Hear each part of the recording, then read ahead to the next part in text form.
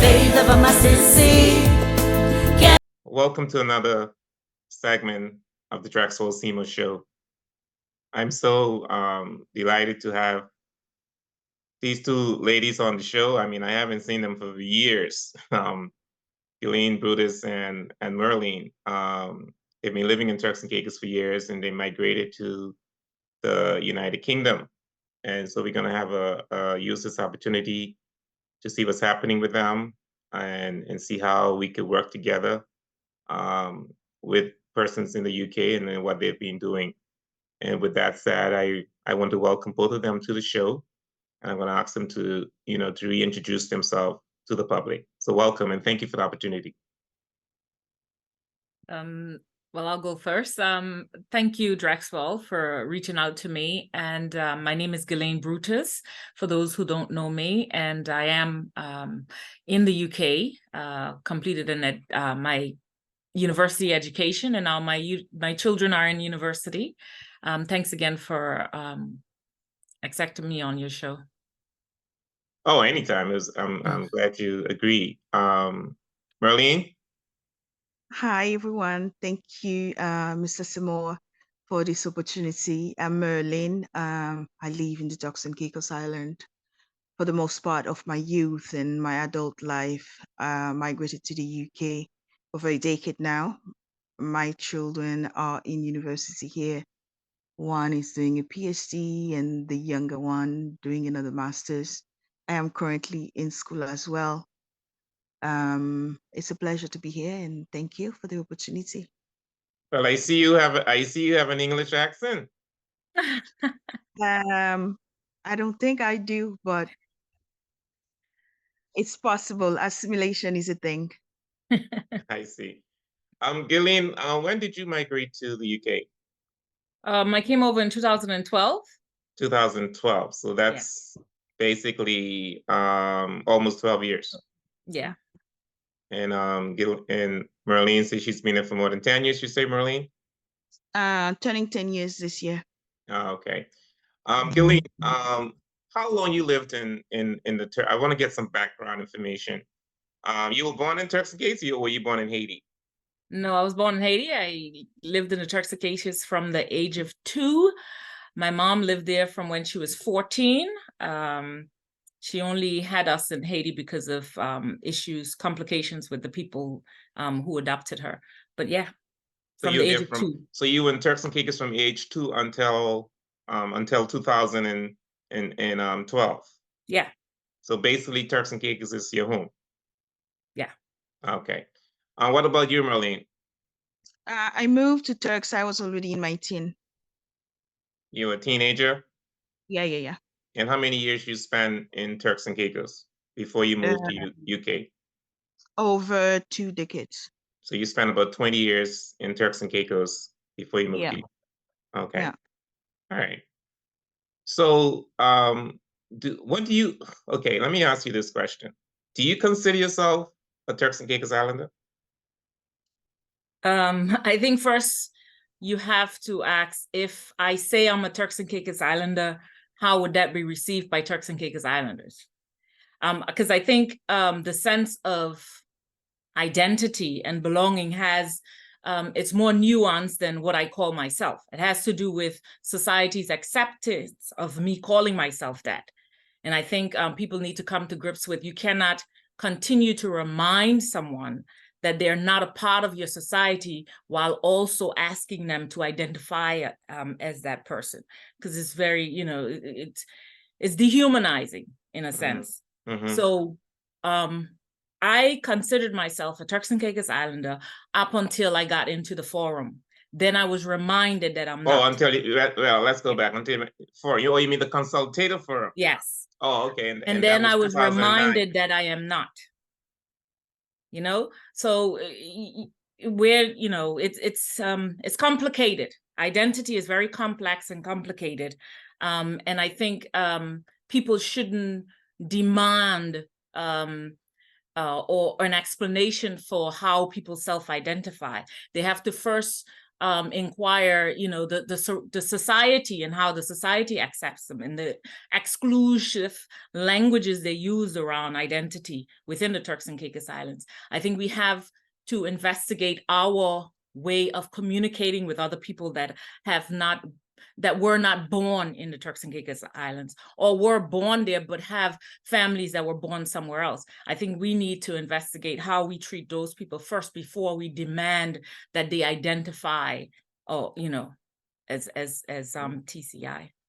And you think people are demanding that? Because I just want to know you personally, how you see yourself, I not have a necessarily dual. demanding.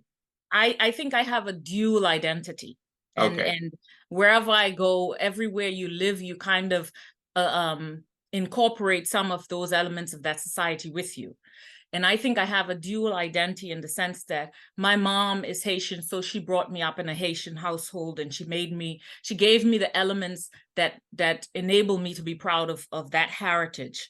My lived experience, from the smell of the beach to the feeling of the heat on my skin, all of that is Turks and Caicos Islands. That's my experience. When I go back to memories of my childhood, it's the Turks and Caicos Islands. I cannot differentiate between both of them, nor can I separate them.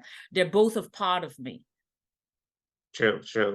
Do you mind before I go to Merline, do you mind elaborating a little bit more about when you joined the firm? You say people reminded you that you are not a Turks and Caicos Island. I guess because people reminded you, I guess you became frustrated, and you no longer. Do you mind talking a little bit more about that? I don't think it was frustration. It was kind of the realization that you're fighting against, the tide, not in a being way. accepted.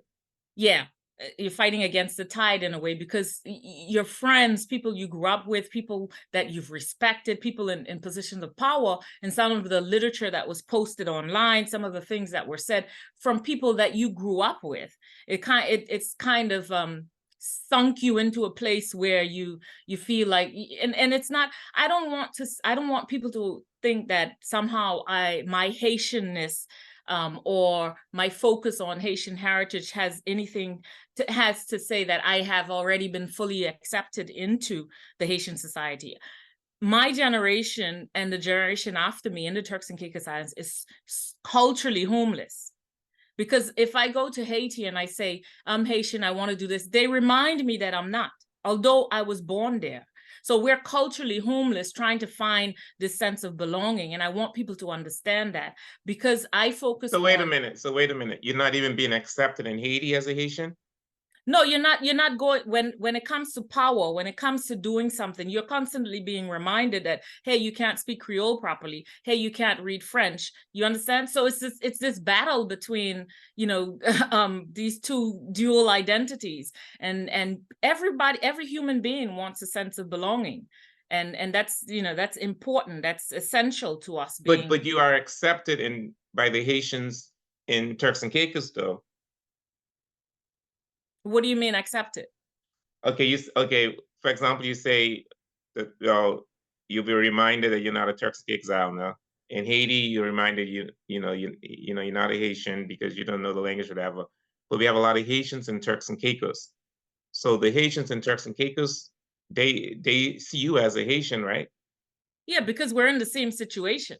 Oh, okay. That's what I mean. If you're we're accepted... in the same situation. We're outside of spaces that are not, we're in spaces that are not 100% ours.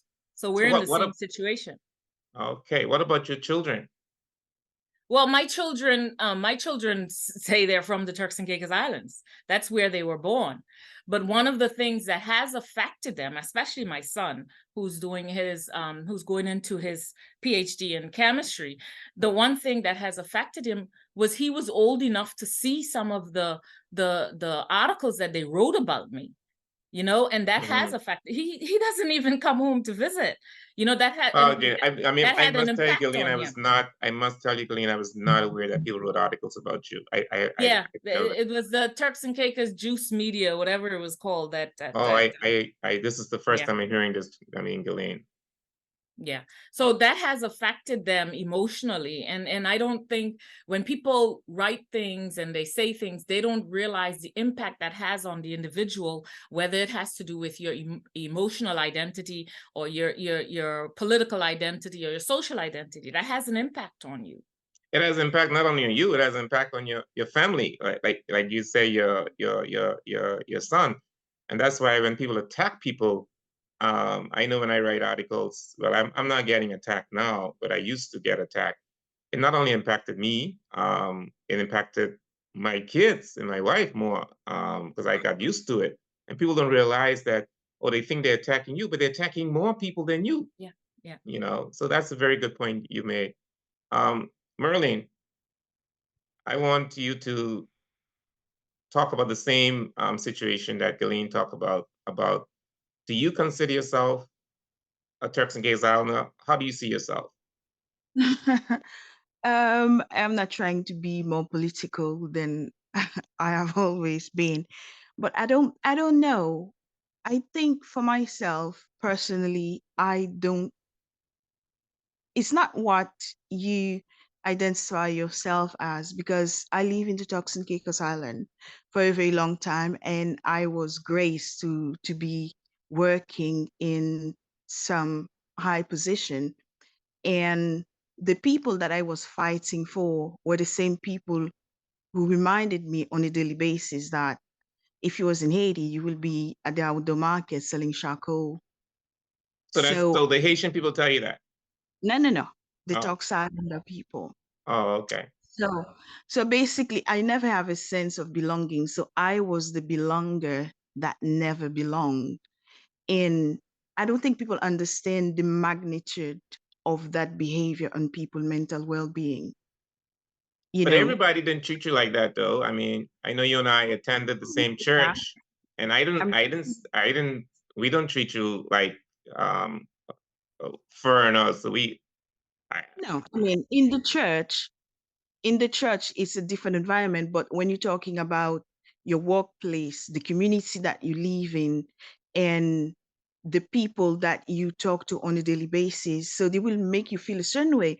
And even sometime at the church, there are certain sermons that directed to foreigners, and they are not pleasant, they are not biblical, they are not theological. So I experienced these, and my children also remember they were in school in the Turks and Caicos Island. They have their own experience. So for me, I mean, I hear what you're saying, you know, but I hear what you're saying, mm, but we all have experience. You mentioned about sermons being preached to foreigners. Sermons are also being preached to local people. Sermons, you know, me personally, when it comes to sermons, I don't want to go away from the topic. I think we should focus on the Word of God.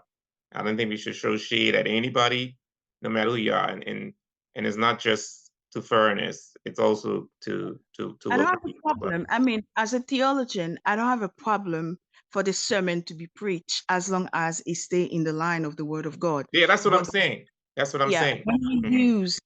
when you twisted the Word of God to bring your own agenda, is not fair. Hmm. So to answer to your question, I don't know how I feel about me being a Turks Islander, because on a daily basis, I was reminded that I am the Turks Islander from over the water. That's the word that we.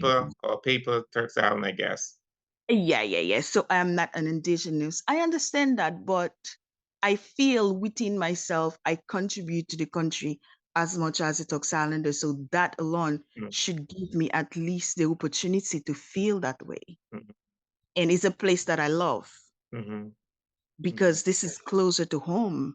I mean, what They, about your children? Because your son seems to be very, based on what he writes, he seems to be very patriotic to Turks and Caicos. Stephen is 100% Turks Islander. It's in him. He loves the country. He loves the people. He loves his people. Stephen will come to Turks at least twice a year. Mm-hmm. But since we moved here, my daughter haven't been back. Mm. Okay. Well, I don't know. These are some issues we really need to deal with, because as the country continues to have an influx of people, but not from here, and people are moving here, migrating here. We're going to continue to have these issues that have to be address. I mean, what do you think we should do as a country to create some sort of harmony among the people in the Turks and Caicos Islands? What's some of the things you think we should do? Because I mean, What if you speak to Turks and Caicos Islander, I believe they will also say that there are some people who are not assimilating. They stick with their own as well. And they also have their thing about Turks and Caicos. You know, there's always 2 or 3 sides to the story. So what do you think we should do to try to live in harmony and accept each other? I think, Brother Drexel, what we need to do, we need to go back to basic because for me, the first thing is we have to create that cohesive environment for everybody to thrive. Let's say, for instance, myself, I have Turks Islander cousins that are 60 years old. You understand? So my history with the Turks and Caicos Island is not something that started yesterday. So back in the days when I was a child in Haiti, I see how my cousin's father used to come home to do whatever they need to do. So he was lovely, he was beautiful. We still can do that. I understand the political, atmosphere that is happening in Haiti and the weight of the illegal migrant coming to the Turks and Caicos Island. Because we are a small country, there are certain things we can provide and there are other things we cannot. We need to look at the people that is living in the Turks and Caicos Island and also the economy of that country. How much can we support? I understand that way, but I also believe there is still room for those that live in the Turks and Caicos for quite a while, where we can have a conversation. We don't have to be disrespectful to one another. We shouldn't. We shouldn't be disrespectful. We can agree to disagree, and we can sit down as civilized people to say, look, this worked for me, that doesn't. How can you meet me in the middle? Let's say, for instance, I was looking in online to see why people are upset because Guilaine have an organization that called Haitian Heritage. Okay, so if people upset because Guilaine speak on behalf of young people that are going through certain things in the UK, and then she present herself as the founder of Haitian Heritage, if that's a problem, then come on board, ask her, okay, how did you get to that place? Can you teach me how to create Turks Islander heritage? How can we work that out?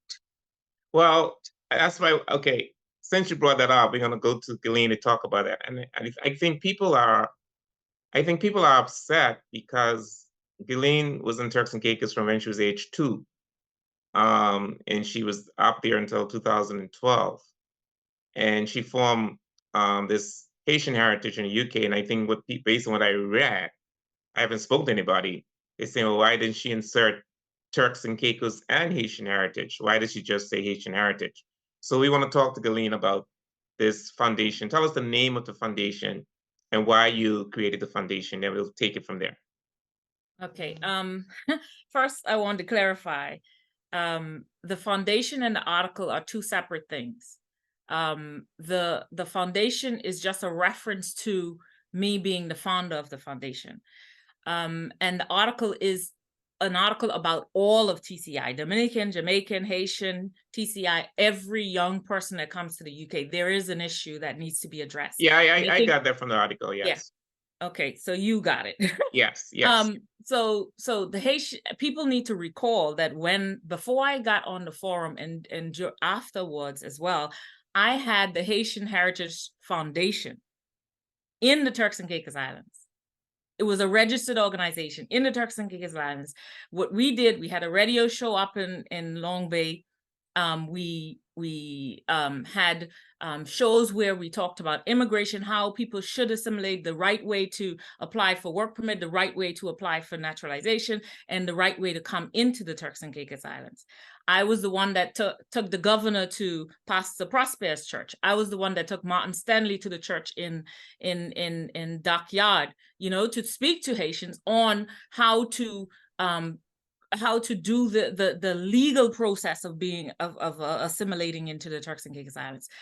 That's what my organization was for. I was with the Crime Stoppers. I was with all those organizations, Red Cross, trying to help people who are boat people under the bush to come in legally. I had links with organizations in Haiti to talk to people about not taking the boats. So people need to make that connection, that I had an organization that was working pro Turks and Caicos Islands within the Turks and Caicos Islands.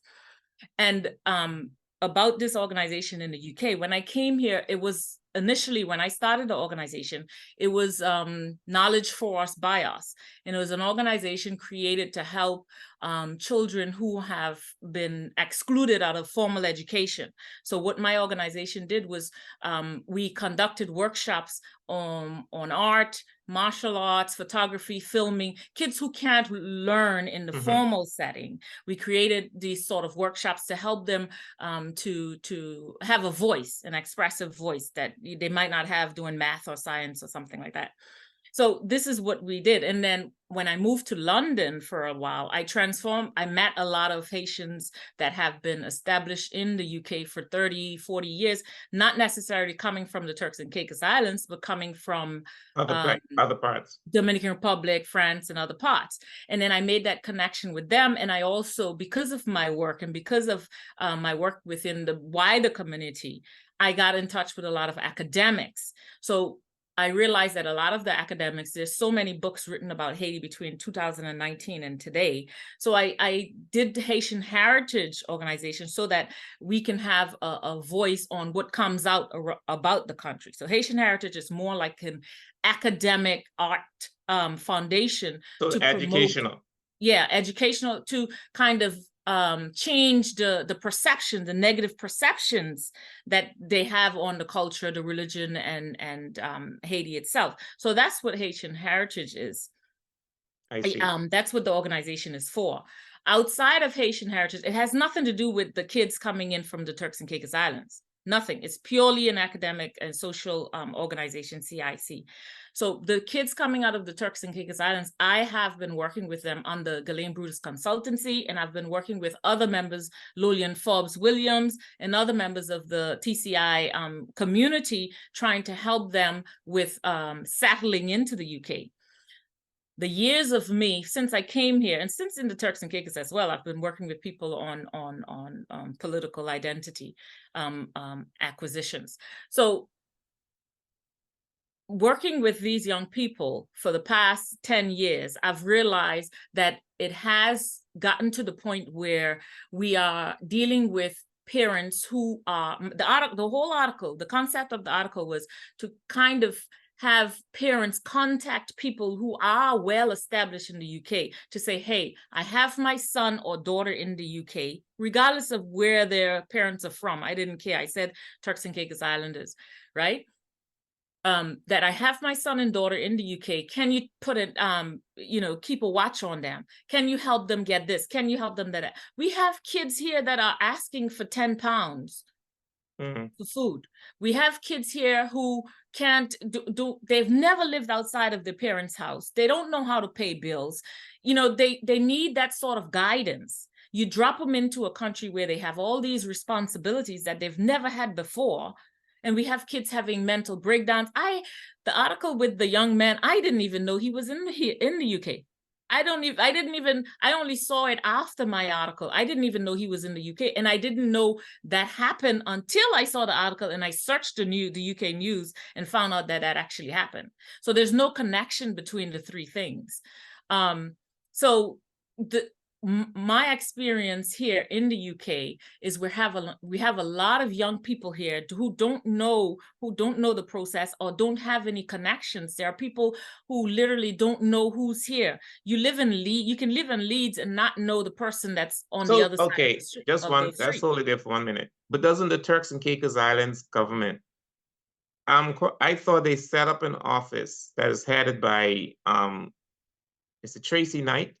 That's headed by Tracy Knight. I thought there's a Turks and Caicos office in the UK. No one is utilizing that office? Are you aware of that office? Yes, I've spoken to Kimo when he was here. I've spoken to chemo because I had an issue with some young people from native Turks and Caicos Islands that I've been helping. And I spoke to chemo and I got help. Me and chemo have always had good communications within that office, but I don't know. See, the thing is, that's what I'm trying to do, Drexel. I'm trying to get parents to make that connection. That's what the article. I remember when I was doing an article, I was trying to get information, and I know we have quite a few people in the UK. I don't think the numbers are as high as people say it is, but I know we do have quite a bit.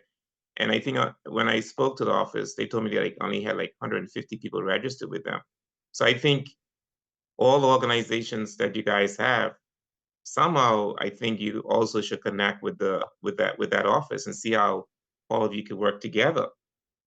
There's two sides to it. There are people who are sending the kids independent of aid or scholarships or anything. So getting them to register, there needs to be some sort of incentive, right? Some sort of protective incentive to say this office is here, whether you're coming to the UK on government scholarship or not. Once you have a TCI passport, then this is what we offer you. And that's what it's about. You don't have to be on a scholarship.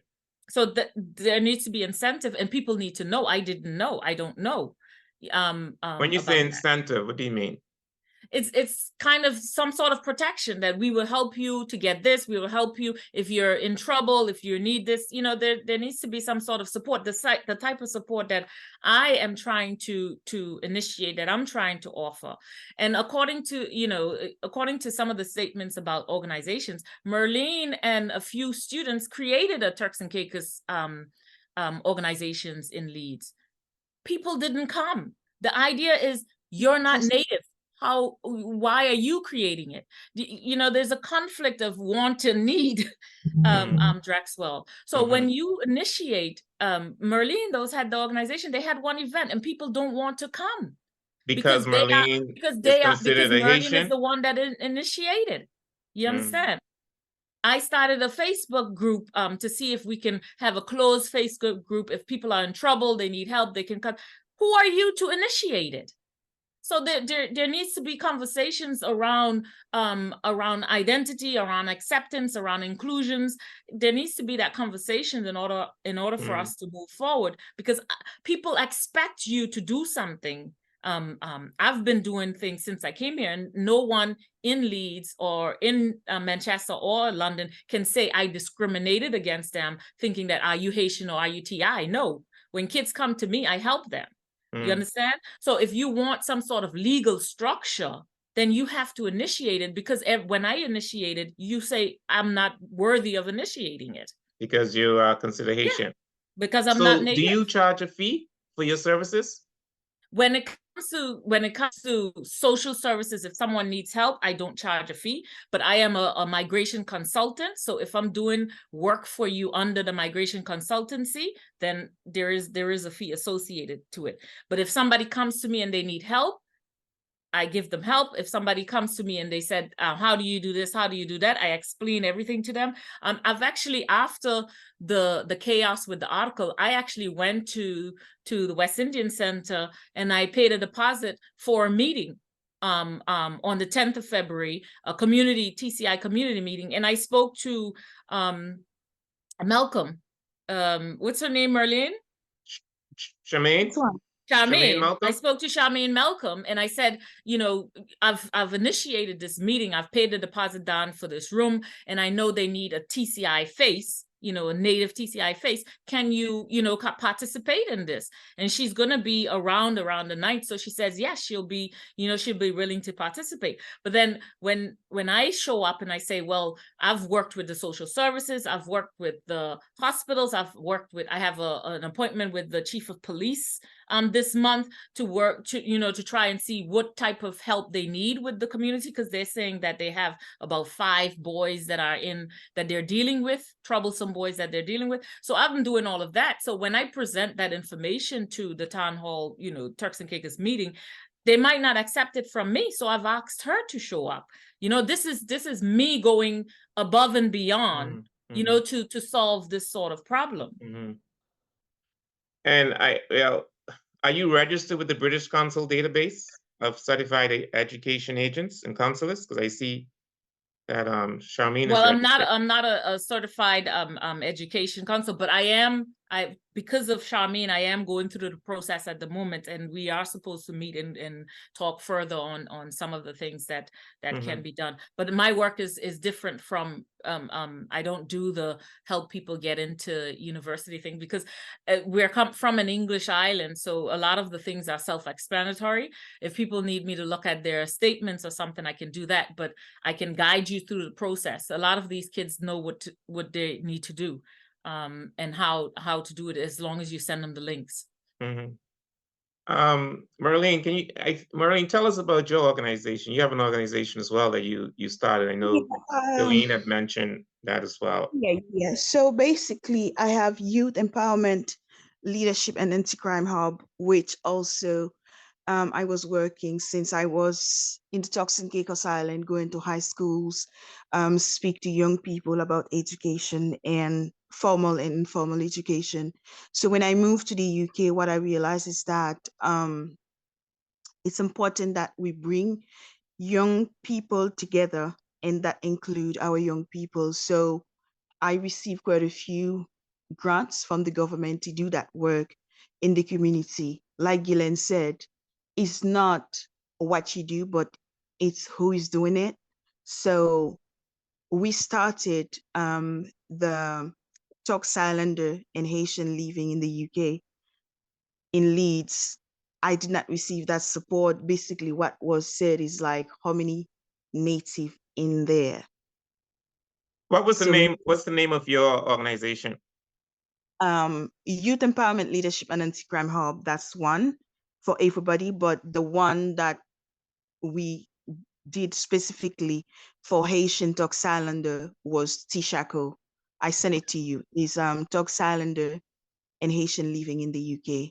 Got it. Organization. Yeah. So it did not work in Leeds, and in Manchester we try to meet every 3 months, where we cook our native food, we play our music, we talk about the challenges in the community, because where I live on that side, we have a few places where you have a handful of Turks Islander, native Turks Islander. So from time to time, you will probably get 10, 15 people coming every 3 months. Let's say the 1st of January, we had Soup Jumu together. And after that, we talk about what we want to see happening this year for us as a community. But even in that gathering, people would remind you of, this is a Haitian gathering. I'm like, okay, but what can we do as Haitian Turks Islander or as Turks Islander? Bring your ideas to the table. We'll find a way to work it out and make it work for both of us. One of the things that I also would like to bring into this forum is that the government need to step in and step up. I would like to think that the Turks and Caicos Island and the British government have a good diplomatic relationship, and we should take advantage of that in terms of the census, because I don't think they know that I'm here. And if you ask me where to go registered, I don't know. Well, So, okay, okay. What do you mean step up? What do you mean they need to step up? Well, for me, who have the opportunity to work as a diplomat, when you have this opportunity that the Turks Islander have as a territory, I don't think we make good use of it in terms of, if we have somebody representing the Turks and Caicos in the UK, I shouldn't be looking for that person, because as a diplomat, you are the representative of your country. Oh, so you're talking about the office and that setup. Yeah, I do think the office needs to be more proactive. I agree with you with that. I do think the office needs to be more proactive. Yes. I don't think they know that I'm here. If I need to register, let's say as a Turks Islander, where do I go to register? Who do I speak to? Beside the government, when they come here to meet with students, nobody ever have a meeting, not that I know of, to say, okay, we are here. We're going to have a meeting in London this month. In the next 3 months, we're going to meet in Birmingham. And in the following 3 months, we're going to meet in Manchester. So these are the things we need to bring into the table to help each other. And other I aspect, understand what you're saying. Mhm. other aspect of my organization also, which I do voluntarily, is helping young people to get into housing, helping them to get food parcel, and that is Food what? everybody. Food Parcels. parcel. What that means? So food parcel basically is everything they need: rice, Oh, like bread. stamps, like food stamps from the welfare? Not No, food stamps. there are organizations that offer baskets of food for people who are food hungry, food poor. Oh, okay. Yeah. Okay, so these things we do for young people, like wintertime, provide like warm clothes for them. It's our people. We need to look out for each other. So all these things we do without government support, our government and other government from the world do that for their own citizen. Why can't we Yeah. do it? Yeah, I heard the And Cayman us, Islands has a very good yeah, and organization us, in the UK. and us as a people, I won't say as a Haitian or Turks Islander, and other as a people like myself, Guilaine, who dedicate ourselves to serve our people, that help is not received well because we are not worthy to provide it. I don't have a problem with that, but would you provide it for your people? And if I am in need, would you provide it for me as well, or your people first? So I think the help is there, the willingness to serve is there. It's for us to come together to help. I don't charge a fee, just like Guilaine said. I don't charge a fee Mhm. if I'm serving through Yela or through Tishako. I don't charge a fee because most of the time I have government support to do work in the community as a community champion. But if somebody You mean want, the UK government support? yeah. Mhm. My local council sometimes help for stuff like that. So if you need all the support, you need any consultancy support, then there will be a fee, just like you will pay anywhere else. And it's, for me, it's like a repetition. It's just us getting together as a people to help each other, Yeah, regardless. yeah. All right. Well, Guilaine, I am. Thank you, Merline. Guilaine, I'm glad you clarify the Haitian heritage, which is a continuation of your organization yet in Turks, but you also have the Guilaine Brutus Consulting that you help with students and other individuals in the UK. So I'm glad you clarify that.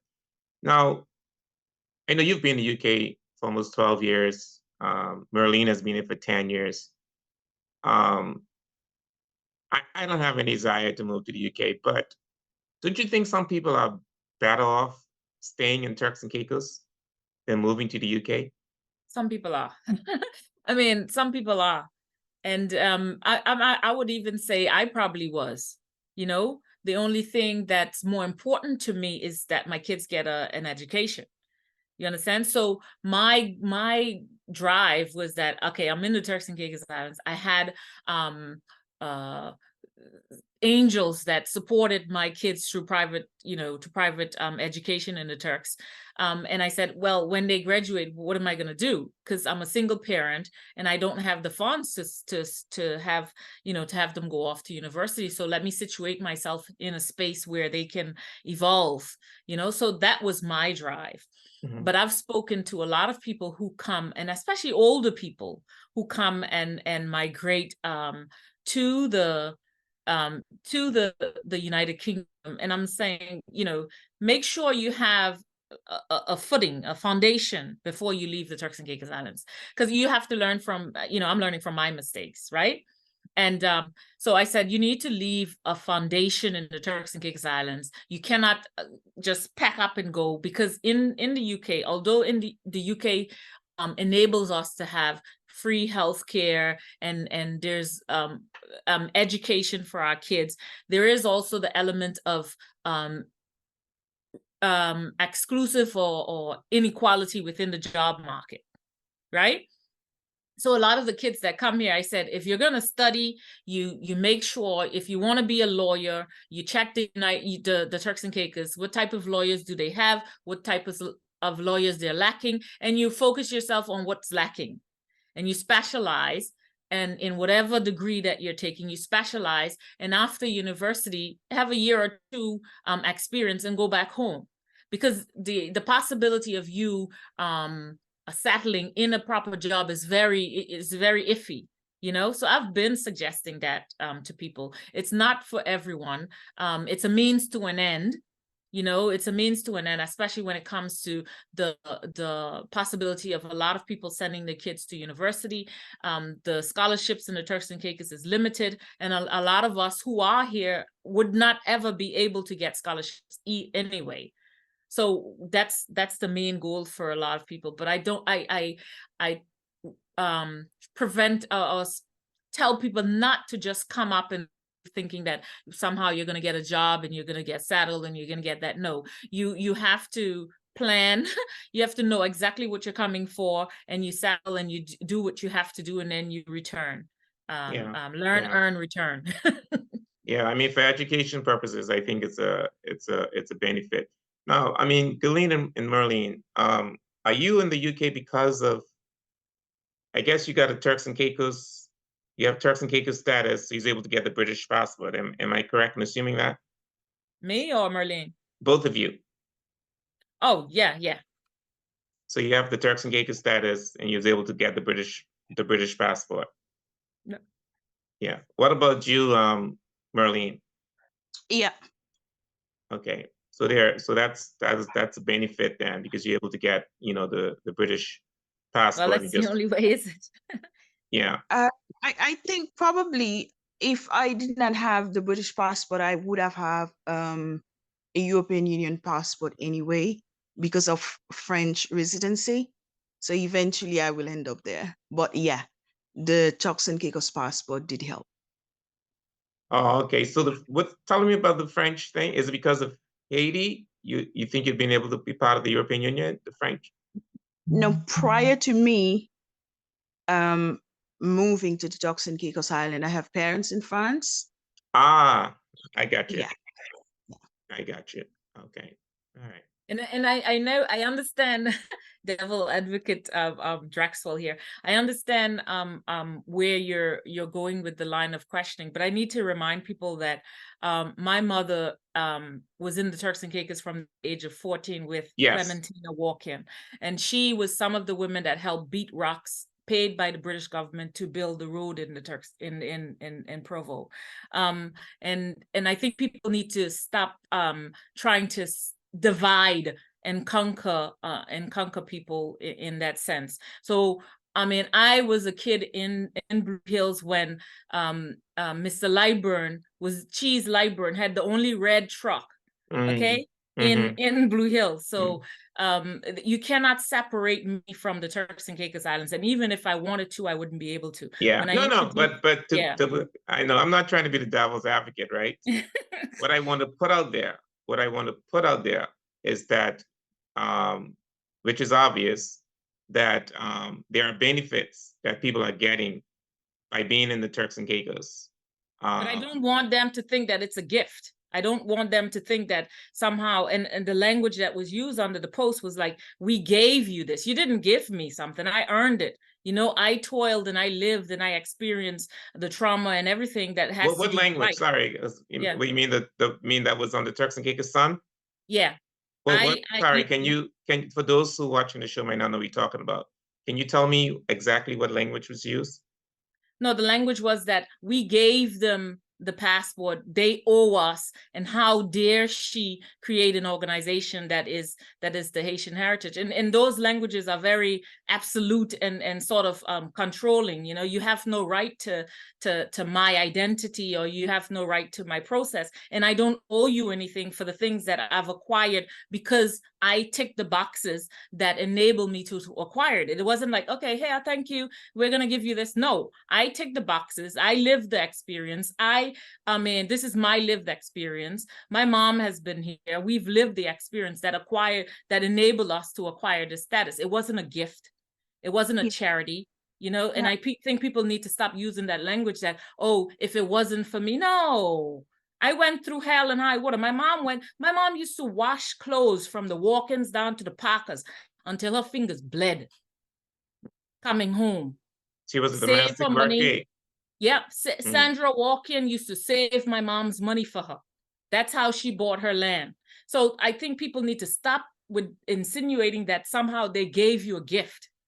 People have suffered. People have, you know, to acquire this, and you have a list of requirements that says you have to have this, you have to have that, you have to have that. And I've accomplished those lists. I've settled myself, and I tick the boxes. So I've earned it. Yeah, You didn't give it to me.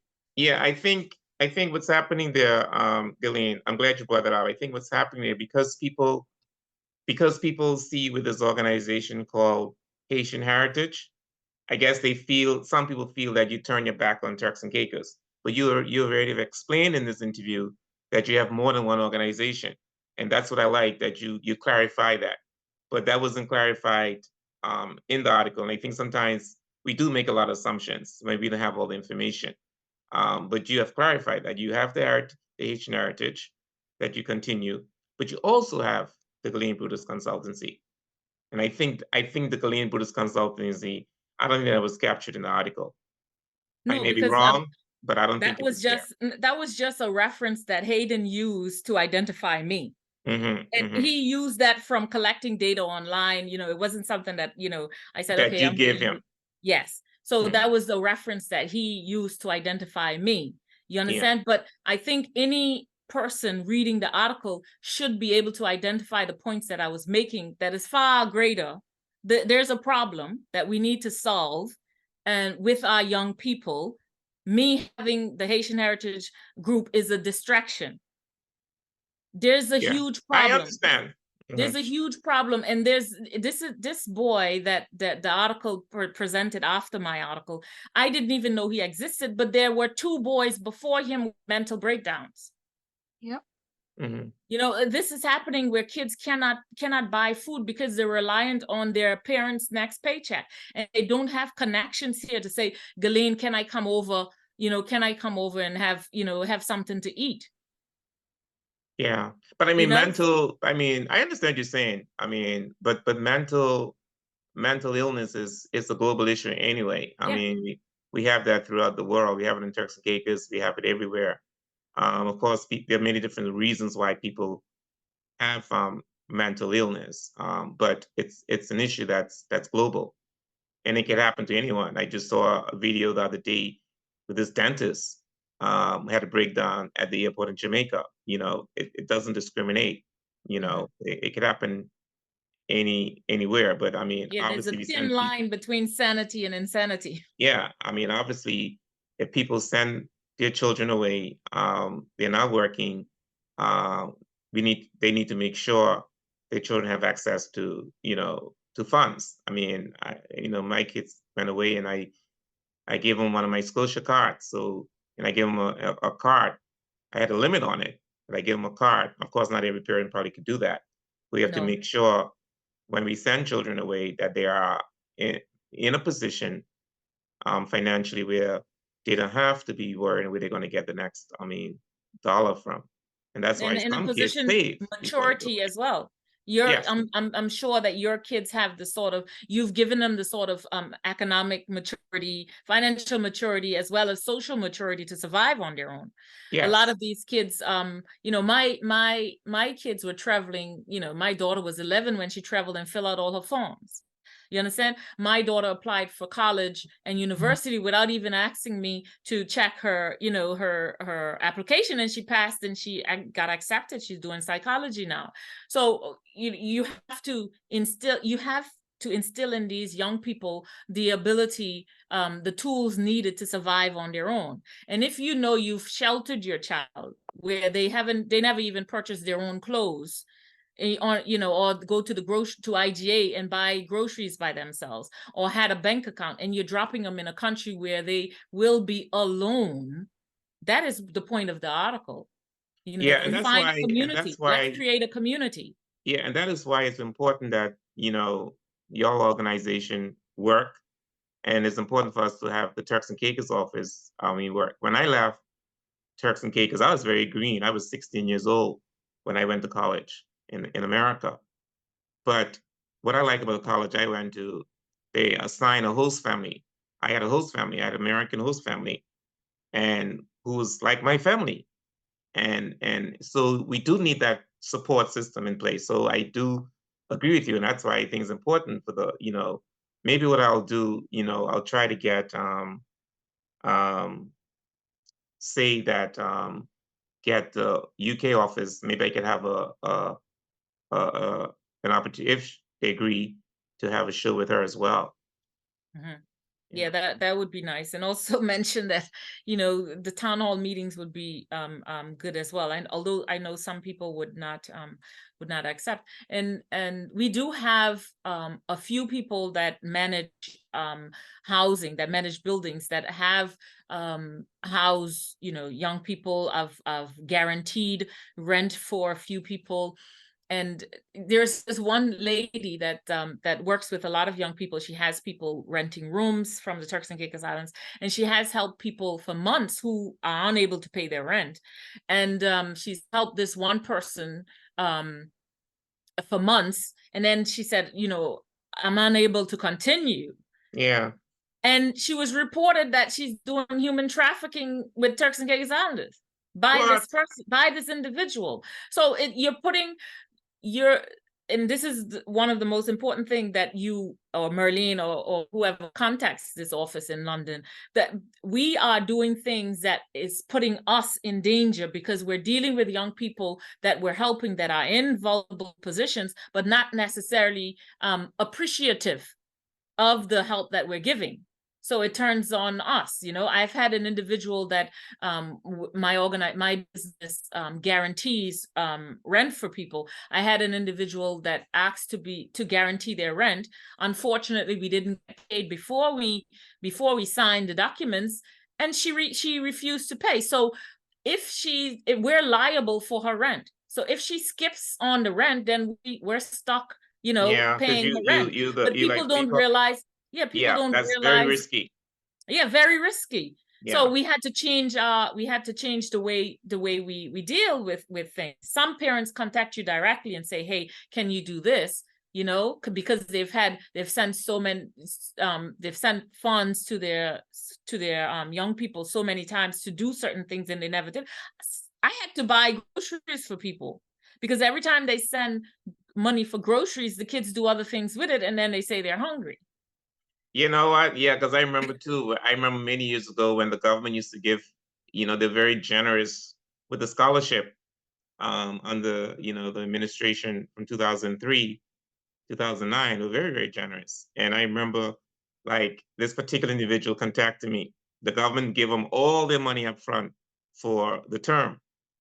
I think it was about 11,000. I can't remember the amount, included housing, whatever. And like a month later, they called me for money, but I say, you already got paid from the government. They used their money to buy a vehicle, and so and that's an expensive one. You could get a car for 800 pounds. And that's why with me, when it comes to scholarships and funding, I believe that we should encourage people to live on campus. And if they get funding from government, the government pays the school directly for their dorm. The same way with parents. If they could,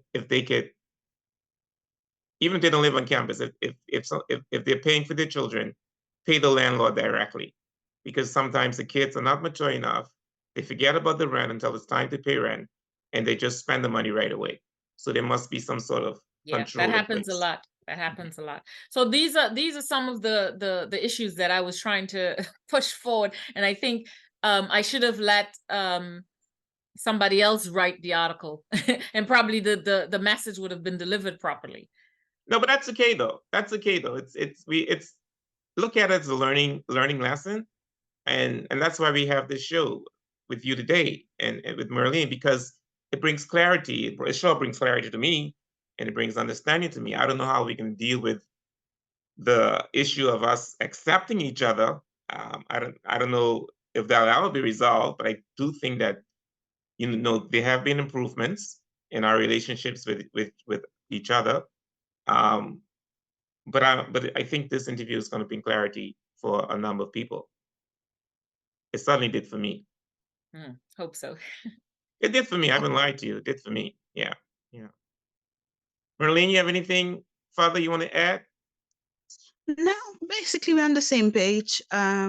We just have to continue to do what we are doing. And me personally, I will be more than grateful to work directly with the Ministry of Education if I can, because most of the kids that I'm helping are in school or want to come to the UK to study. So having that direct communication with the Department of Education and the office in the UK will also support. And I would like to let the people from home and those that are here, if they have any issue like learning disability, mental health and well-being, these are things that I can help with. I'm a certified cognitive behavioral therapy, and You're I'm certified working what?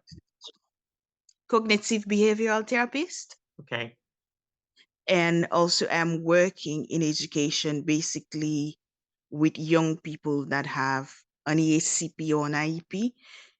So anything like that, I want to support, because our young people, not all of them, but some of them have learning disability because it's not a thing back home. They come here and struggle. And if you don't have an education healthcare plan from your country, when you come here, it might be a bit difficult for you to access that support, because an education psychologist assessment is very expensive and that take time. Mental health as well, you can get help, but that will also take time, because we find it difficult to say, oh, I am depressed, I am anxious, because it's not part of our culture. If we say that, they will look at us differently. And if we say that I might be dyslexic or dyspraxic or dyscalculia, people will say that you are a dumpsy instead of helping you. So we need to bring these things to the table and find a way to deal with it and help. Yeah.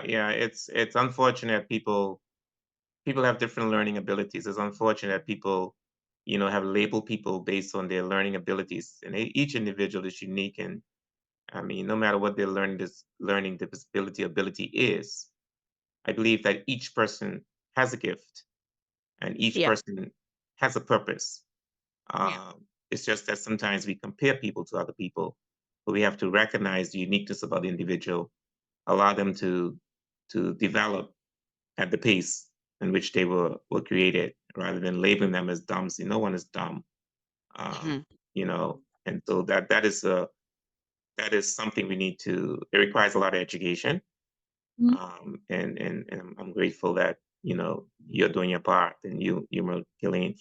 Now, if someone wants to reach out to any of you, how do they get in contact with your organization? Um, I know for myself, I'm on Facebook. Eli's on Facebook. I don't mind putting share my phone number or my email address. My email is fine. You can say email out. I don't want your phone Yeah, number. But you can say yeah. email. You can tell us your email now. Okay. My email is ulysemerline@gmail.com. It's ULYSSEMERLINE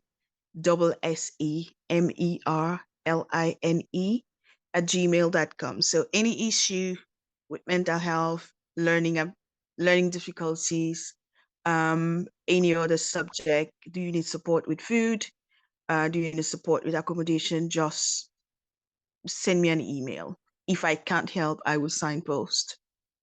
Thank you, Merline. Guilaine, do you mind sharing your email? Yeah, one note on the telephone, Drexel. I just wanted to No, don't make share your telephone. No, I'm not going to share my telephone. Oh. It's post article. So day before yesterday, I got a phone call from an unknown number. And you know, a lot of the utility companies use use unknown numbers. So I got a phone call, and it's Mr. Hausman. Oh. And he's like, you see how easy it is to get your number? You see how easy it is to get your number? I told you I could, I'm everywhere. And he just hung up. So no, I don't know how he got my number, but I'm not sharing my number. No. I don't expect you to A lot of people already know my number. My email has always been my name at gmail.com since I was in Turks and Caicos. I've never changed my email. So it's my full name at gmail.com. That's how you reach me. I work a lot with families. I do a lot of mediation. I get called in to mediate and to translate, mediate with schools when it comes to their students, mediate with law enforcement, mediate with hospitals, and help families that have children that are dealing with troubled behavior. I do, and myself and because of Merline is certified as a counselor. So I do a lot of the mediation, and I do a lot of, I help a lot of children with the process of settlement when it comes to passports and things like that. So I've done a lot of that as when I know the family, when I know the individual, they can call on me to reference them when they have their applications.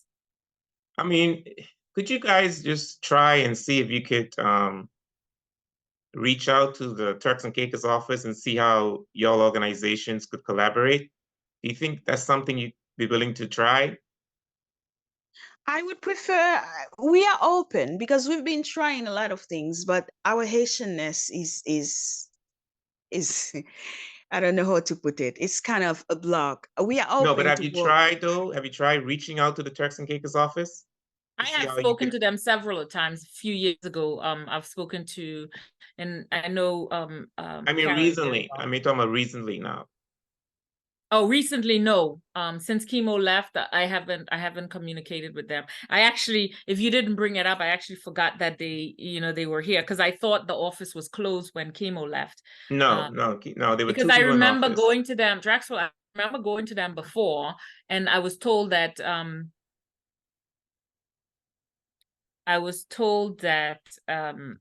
that's not the remit. The purpose of the office. Yeah. Or not the objective. Yeah. That it, so I don't know if that's changed, and I think that needs to be spoken to everyone to see, why are they there? I'm gonna try. To me, it seems like a tourist sort of tourist. I thought it was like a consular. I thought it was more like a yeah. But that's a good point. So what I'm gonna do, I'm gonna try and see if I could get a meeting with someone from the office. Yeah, because I went there, I sat down and I spoke to them because I had some issues with some students, and they were native, and I was told that this is not, what we do. So that kind of closed the door for me, and I never went back after that. So unless they have a new sort of biography and a new plan and to work with the community, then I don't know about it, but I'm open for it. And I'm open for someone else leading the way. Like I said, I've contacted the community center, and they have availability on the 10th of February. And if anybody that's a native Turks and Caicos Islander want to go forward and lead this sort of meeting with the young people, I am open for that. I just initiated it. Yeah, I like how you reach out to Charmaine Malcolm. I think that's very good. I like how you did that. I know Charmaine. She's very nice. I've always had a good relationship with her. She's a very happy, soul, and she's always been helpful. So as soon as I message her on Facebook, she says, call her. So we've been in contact, and yeah. Okay. Are there a lot of people of Haitian descent that moved from Turks and Caicos. Are you aware? Are there a lot of Haitian people of Haitian descent that moved migrated to the UK? Yeah, there's a lot of Haitians, there's Dominicans, I mean, there's from Turks and yeah, Caicos. yeah. Oh, okay. But Okay. they're coming. I wouldn't say move. I think a lot of them came to Educational university, purpose. to college and university, because a lot of these young people, they have to, because they're from Clement Howell or the regular high schools, they need to do that A levels. A level. Yeah, so they come to college. Mm. And some of them, when they have younger siblings, a lot of the parents send the younger siblings to finish high school. Mm. There's there's that, but there is a lot of people. But it's a large group, in Yeah. the Turks and Caicos Islands. It's a really large group. Unless you're on government scholarship, everybody wants their children to come out. And I think the rise in crime in the Turks and Caicos Islands have pushed a lot of parents to just send their kids. But aren't there criminal activities in the UK as well? Someone told me not to search for logic. So, and things people do, but a lot, because of the rise in crime, people are worried about their children, so they send them to finish school over here. So that's and it's a protective measure for any parent, that's your role. Yeah, but I'm saying, I hear what you're saying. I mean, it's high based on our population. Yes. But the UK also has a high crime rate as well. I guess the possibility of it's reaching you is probably limited. I mean, I know a lot of kids who have have participated in criminal activities here while they're in the UK. There was a story of a young man from Turks and Caicos who acquired a gun. He was at a club, his friends were just, dancing and having fun. And the next minute they said, go and talk to your friend. He's out there waving a gun. I don't know how he acquired that, but those are some of the things that activities that the article was trying to address, that we need some sort of support. We need a community. I got you. Well, anyway, I just want to say thank you very much for this opportunity to be on the Drexel SEMA show. Do you have any closing remarks? My closing remarks is that politicians, leaders, and Turks and Caicos Islanders need to realize that the idea, the sense of belonging comes from a variety of things. It comes from your lived experience. It comes from what you learned, the culture you learned in your home. And it also comes from how society accepts you and how society treats you. So when you're asking for someone to identify as something, you have to first interrogate your method of referencing that person and how that has influenced that person's identity, because all of that plays a part. So because I am academically inclined to look at a certain topic, a certain subject, doesn't mean that I've neglected the one, the other subject. Because I'm academically inclined to look at Haitian history or Haitian culture, doesn't mean that I am neglecting TCI history or TCI culture. And I think people need to realize that you can be 2 and 3 things at the same time. It's just what you focus on. That doesn't mean that you hate the other aspect of your identity. Okay. Merline, any closing remarks? Thank you, Guilaine. Merline? I don't have much to say. I just want to say thank you for the opportunity given to us to clarify the misconception of what was said in the article. And also, it is important to give people the freedom of being. It's hard having wake up every day feeling like you have to apologize for your very own existence as a human being. I think we need to work on that. Acceptance is a thing, and we don't have to like somebody, but we need to give them that space to be themselves. And I don't think the Haitian people have that. So I think it's something for us to work on as a people. All right. Well, I just want to thank you again for the opportunity. You could have declined, but you accepted it. And I hope that this show bring awareness. And I believe, you know, we do have issues that we need to resolve. Our country is growing with a lot of immigrants. We do have issues, and I will say this, that it's not just the Turks and Caicos Islanders that have the issues. I find also that immigrants have issues with us as Turks and Caicos Islanders as well. Sometimes we just point fingers at the Turks and Caicos Islanders not accepting other immigrants, and there are some that don't, but there are some that do.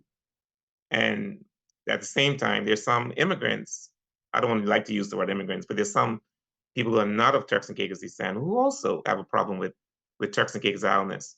So we have a problem. And we need to find a solution on how we can live together and see each other as people, see each other as residents, see each other as people trying to do the best for the Turks and Caicos Islands, rather than seeing each other. Well, I'm Haitian, I'm Dominican. You know, of course, people always have, you know, loyalty to their country of birth, their parents. I think anyone that lives there for a long time and have made the Turks and Caicos their home, I think we should embrace them and consider them as part of the Turks and Caicos. And likewise, they should also consider themselves. But I know that you do face circumstances that sometimes you say, well, they're not accepting me, so why should I say I am? But again, that's another story, another show we have to talk about. So thank you very much, Guilaine. Thank you, Merline. Thank you for all that you're doing to make a difference and trying to, you know, help, you know, the young people to settle in and you know. So thank you for your contribution. Thank you. Thank you for the invitation. Mhm. Bye. Thanks.